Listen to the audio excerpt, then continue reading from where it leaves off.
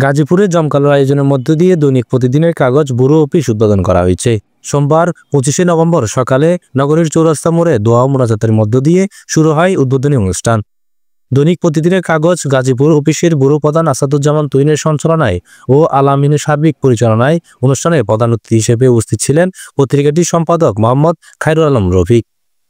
এ সময় খায়রুল আলম রফিক বলেন, দৈনিক প্রতিদিনের কাগজ পত্রিকার প্রকাশনা শুরু হয়েছে আরও আগে। আজ পত্রিকাটির গাজীপুর ব্যুরো অফিসে উদ্বোধন হতে যাচ্ছে। আজ আমাদের আবেগ, আমাদের স্মৃতির একটি দিন। তিনি আরও বলেন, আমি চাই প্রতিদিনের কাগজ মুক্তিযোদ্ধার কথা বলবে, স্বাধীনতার কথা বলবে, মেহনতি মানুষের কথা বলবে, মানুষের আশা আকাঙ্ক্ষার বহিঃপ্রকাশ ঘটবে। আমাদের পত্রিকাটি শুরু থেকে একটু ব্যতিক্রম, সবসময় মুক্ত চিন্তার কথা বলছে, দেশ ও মানুষের কথা বলছে। সেভাবে এগিয়ে যাচ্ছে পত্রিকাটি। গাজীপুর একজাক তরুণ সাংবাদিকের হাতে পত্রিকাটি পথ হারাবে না কোনো দিন। ইতিমধ্যে মানুষের আস্থা অর্জনে সক্ষম হয়েছে পত্রিকাটি। মানুষের জন্য সুফল বয়ে আনার লক্ষ্যে কাজ করে যাচ্ছে দৈনিক প্রতিদিনের কাগজ পত্রিকাটি।